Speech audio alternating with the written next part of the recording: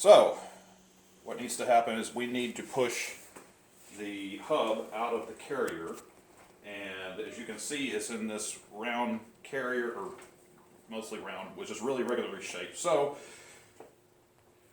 took some oak from an old pallet, because I figured that'd be strong enough, and if you'll come look over here, on the back side, well, you can see it on here better, if you show this, Jacob. There's a couple of flat spots on the back there that we can use to kind of get some leverage or get some purchase.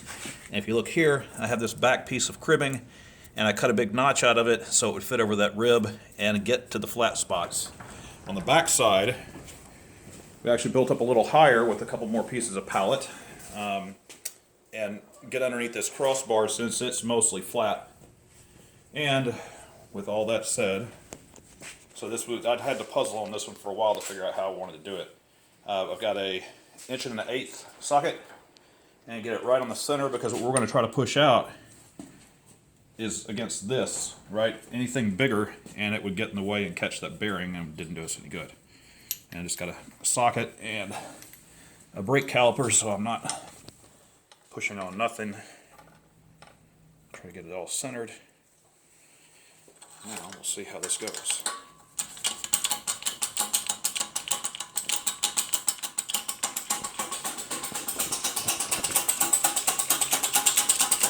Okay.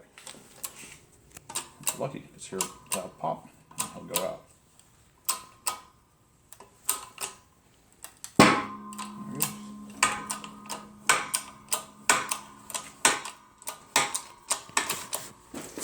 Make sure that I'm not hitting those studs on the base.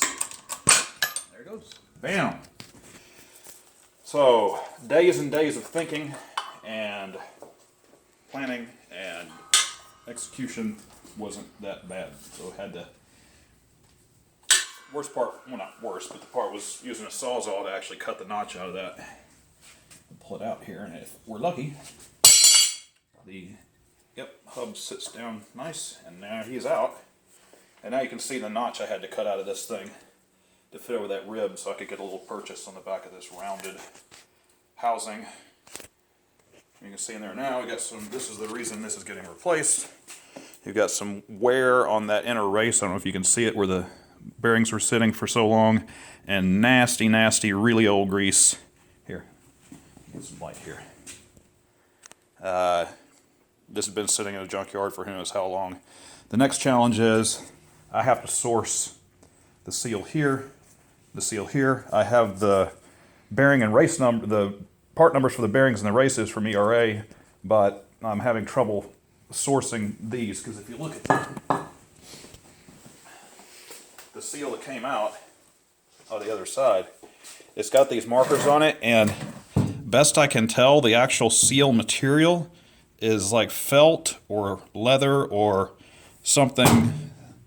So we're using leather and or felt in 1986 for seals. The outer seal is rubber. This one is some other kind of mess. Hopefully the modern version is something a little newer than felt or leather, which is, yeah. But that's about it. I don't know, just something else random to show is our center section is now fully out, fully stripped down. Sent it to the machine shop, and they ran it through a big high temp, high pressure parts washer and an ultrasonic cleaner, so there is no more grease and no more yucky sludge.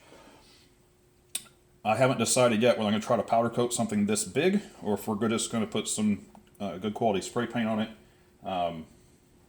But we'll hopefully have videos on that process too. So that's it for now. Bye.